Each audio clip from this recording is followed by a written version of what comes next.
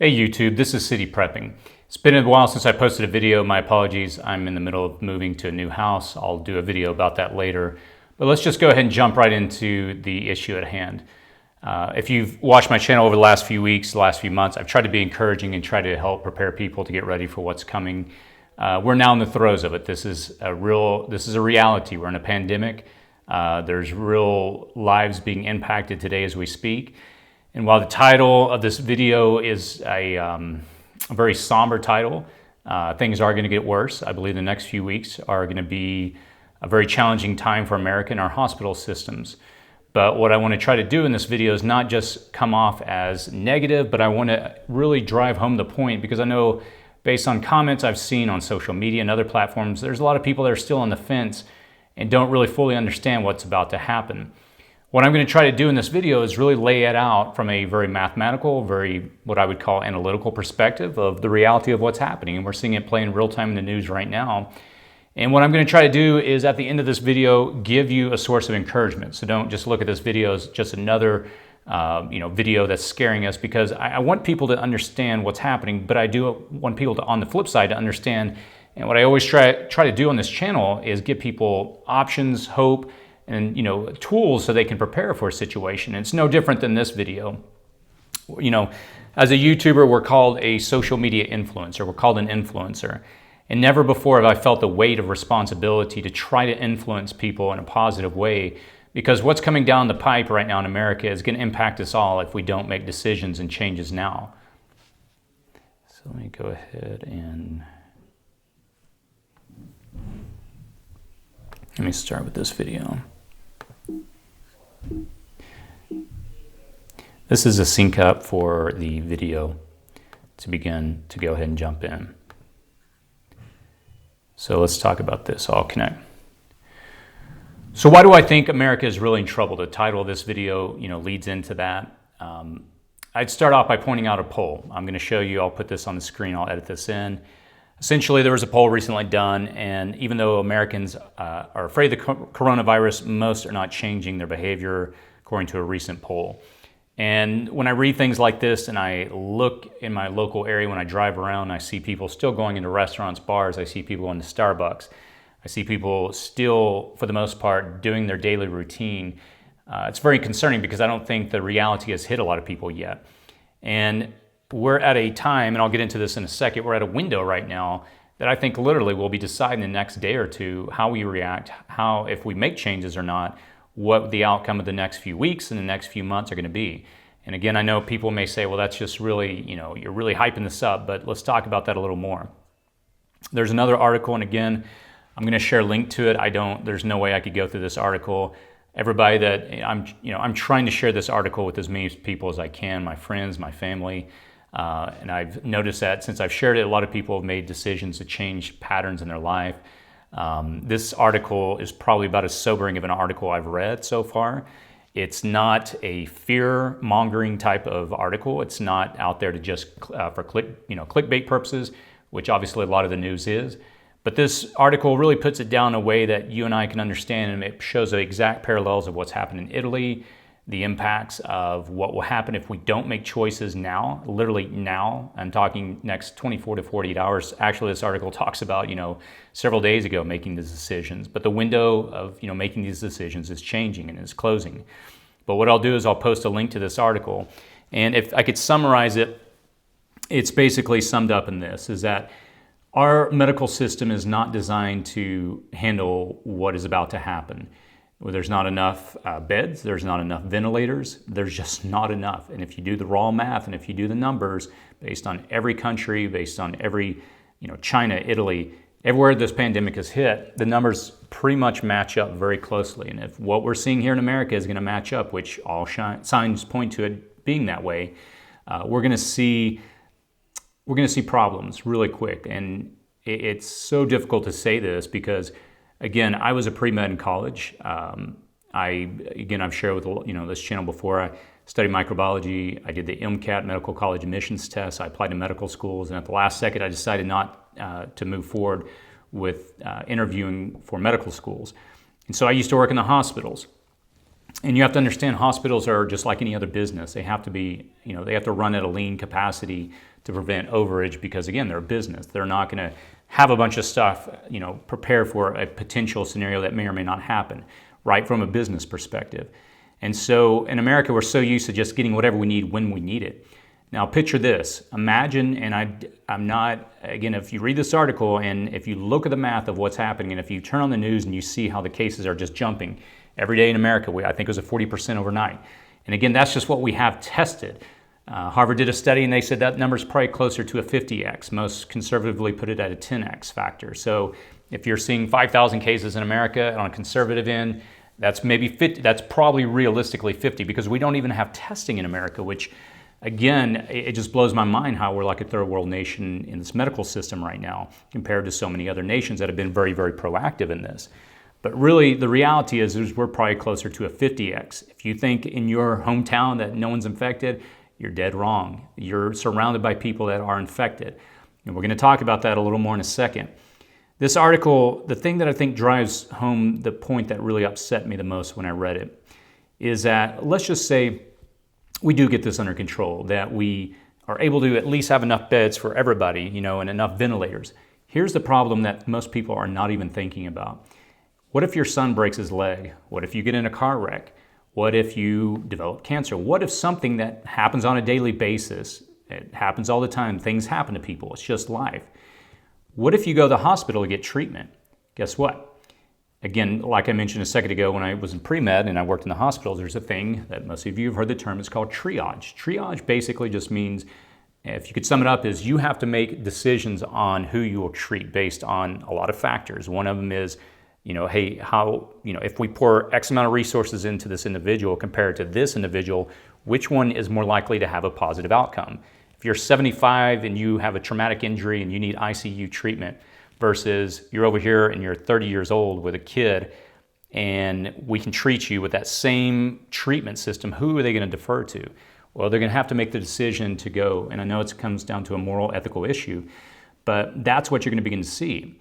Imagine if you break your leg. Typically you go in, if you had a compound fracture, they'd put you in the OR and you'd be dealt with. But what if now the hospital's full up? They got to stick you out in a parking lot and operate on you out there. It sounds like almost a third world situation, but we will probably be seeing that here in the next few months. So I will link to this article and it goes into great more detail, but I for the sake of time, I'm not going to run through every point, but I've been sharing this article with as many people as I can. And you may say, hey, Chris, you're really getting caught up in fear. And I'll talk about that in a second as well. I've come to a peace in the last few days where I've really had to realize that what's about to happen is going to happen.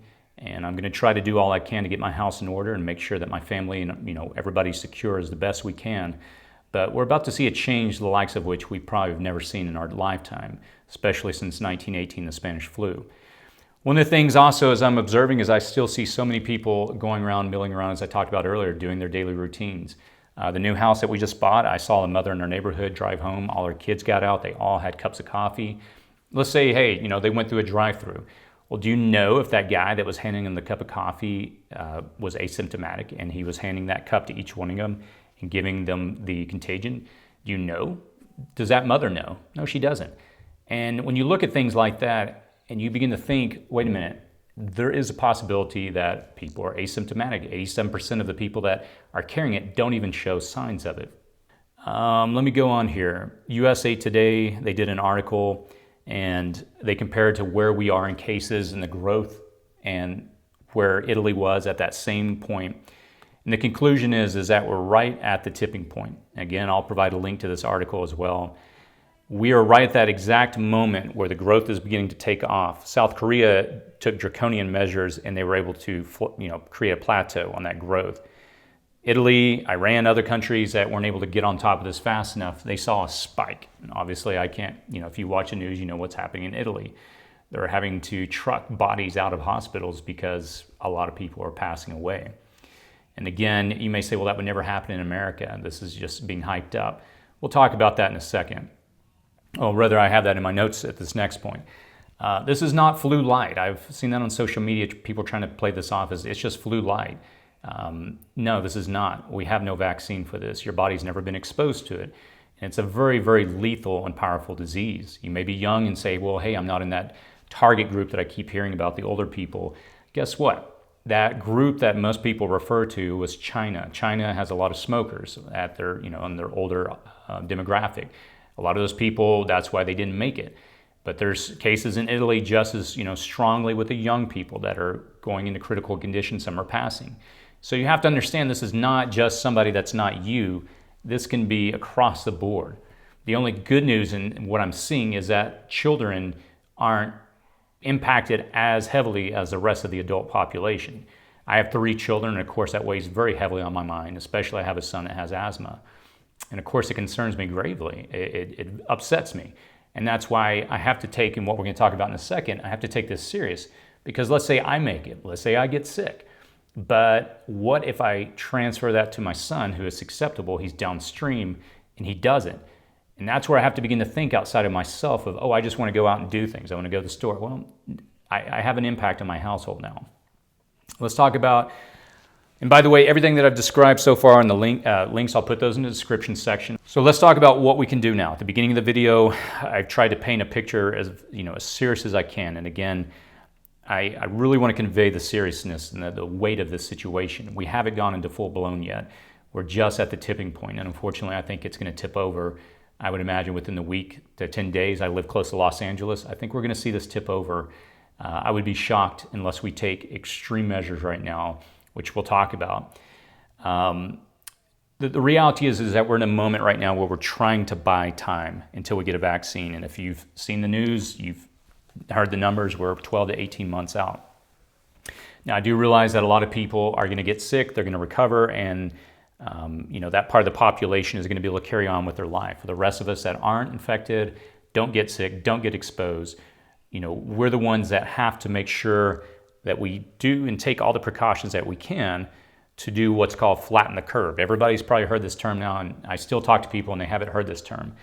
If you talk about flatten the curve, imagine there's a big curve. If you were in college, you had the bell curve and the teacher would grade on that. If everybody gets sick at the same time, what will happen is the hospitals will be overloaded. They won't have enough ventilators. They won't have enough staff. And again, you'll be in a triage situation. The numbers I've read right now show for every 6 people that get sick, there's 1 bed. And that's not even counting ventilators and other equipment. Now, if you look at that curve and you draw a line halfway through the middle, and the curve goes up to here, that's where our medical community can handle the load, up to this line. Everything beyond this is really good luck. And again, a lot of people look at that and they would say, how could that happen in America? Well, it's going to happen. If we can do this, if we can keep that curve under the line, that is where it will be manageable. I'm not saying that people won't die or pass, but as a whole, they'll be able to treat this way better if we can stay under this curve. And that's where it is so critical at this point to isolate yourself and your family, if at all by all means necessary, if you can. I know for some that's not an option. I have friends that work particular jobs, with government and other places they have to go in for various reasons. I'm fortunate that I work from home. I own a company. It's all online. Everything's online. My entire team of developers that work for my company, they are all in their home as well. We're all remote developers. So if you can stay at home, do it and avoid exposure going into public places unless you absolutely have to. I do have my mirror safety mask. I've referred to these a lot in videos in the past. I'll post a link if you want to check it out. I've ordered a lot of their filters that they've come out with that are specifically designed for biological. They're way cheaper than the CBRN filters. I've ordered a lot. I'm going to be getting a lot more here soon. I'm just like you. I'm on a wait list. But it's equipment that I'll probably be on the news. I may be in a meme. Who knows? I may be on social media. People will see me, and I'm sure they'll freak out when they see that. But I am going to be wearing this moving forward if I have to go into public because, again, I have a child at home that's at high risk. If you're going to go out, keep a distance of 6 feet away from people. Wash your hands. Wear gloves. You can still get gloves, basic surgical gloves, or some type of, it doesn't even have to be surgical grade, but some type of glove that hopefully you can protect and not have to touch surfaces. When you get home, obviously if you have sanitizers when you get in the car, use it. If you don't, wash your hands. Wash your hands regardless when you get home. If you don't know how to properly wash your hands and you may be saying, hey, I do, I would encourage you to watch videos. There's a lot of great videos online from physicians that show the thorough way of washing. It's not just, hey, quick 5 seconds.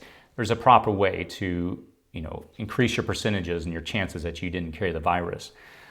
One of the other things too is be careful with the news. What do I mean by that? Well, the news is just like any other institution. They drive traffic to their websites. Every time you go, there's an ad, you click, they get money. They're going to hype this up as hard as they can. I've just had to make a decision over the last few days to stop looking at the news. I'm going to be honest with you. I'm going to be very vulnerable here and just tell you straight up. Yeah, I get a little anxious. I got close to having anxiety I did have anxiety over the last few days because this is really, again, I've got a family that I have to take care of. And so this weighs heavily on me when I, scroll through the news and everything is just doom, doom, doom. And for me, I've had to take a second to step back and say, look, we will get through this. I think if we all get together as a country, as a world for that matter, and we make these decisions, we slow this down, we practice social distancing, we keep our distance from each other until we get a vaccine, we will be able to get to this. My fear is the knuckleheads that are out there treating this like it's no big thing. They can continue on with their life and it's not going to be a big thing. Those are the people that will increase the likelihood that we all get it eventually. But if we can all practice social distancing, it will make a huge difference. So let me encourage you, again, I'm saying this 100 times, if you can, do it, stay away, stop consuming media. For me, I've had to chill. And it's been helpful to not, consume that all the time. What about food? I know a lot of people are freaking out. The good news is the supply chains are still operating. The issue is obviously the stores have been cleared out. It's not because of lack of supplies, it's a lack of the ability to deliver it. I've done videos on just-in-time delivery systems. They're not designed for these types of heavy loads unless they can see it coming, which they didn't at this. Well, we did see it coming, but they weren't prepared, I don't think. Excuse me. And so I think we'll see a stocking up of the store again. I'm not worried that, oh my God, the store's going to run out of food. I know I've got a lot of subscribers recently that they're not preppers. They have it prepared for years, like a lot of us have. And you may be asking, oh my gosh, I'm just new to this. I just started prepping. Does that mean I can't get food? No, I don't think that's going to be an issue. There will be food. I believe it's coming in. I don't see any signs that indicate otherwise, and I'm personally not worried about it. We have a local store that's big in Southern California. They're called Vaughn's. They do offer home delivery service whenever we need fresh produce and stuff. We'll probably be using that service. I'm not too stressed out. We do have a good amount of supplies that we don't have to go into public. But personally, I'm not stressed out that there won't be enough supplies. So if you prepared, great. If you didn't, you'll be okay. I'll just put it that way. I hope that all of us learn from this after this is all over. And hopefully in 6 to 9 months, this thing's under control. I hope we all learn that it's good to store a lot of food. And I'll be doing a lot of videos on that over the next few months once this all calms down. Imagine if we had an earthquake right now or some other scenario that completely cuts off the ability to get food to us. Then you'd have a different situation, but I am encouraged with this particular situation is that the supply chain is still working at this time. And I'm optimistic at this moment that it will continue to do so. So let me finish up by saying this. Look, these are hard times. This is a unique time. The German Chancellor Merkel, she, called it one of the biggest events since World War II that, is going to require us all to come and pull together. I encourage you to stay, avoid getting political with people at this time. I'm not, I think we need to support our leaders because this is going to take an effort from all of us to overcome the situation. It's a pretty severe situation, but I think if you're doing your best to practice social distancing, staying at home unless you absolutely have to go out, I think that's going to enable us to get through this time. Again, my biggest fear is those that won't listen and will unfortunately continue to spread this. If you have any feedback, any questions, post those below. I'll try in the first hour of releasing this video to provide feedback. I've got a lot of emails from individuals and I'm going to try when I can to respond. Again, my life's been turned upside down with the move and so many other things, but I'm going to try to get back into a pattern next week of producing a lot of content. I know obviously a lot of people are concerned right now for obvious reasons. But again, stay safe out there. And again, if you have any questions or comments, please post those below. And I'll post a link to the articles that are referenced in the description section below. As always, stay safe.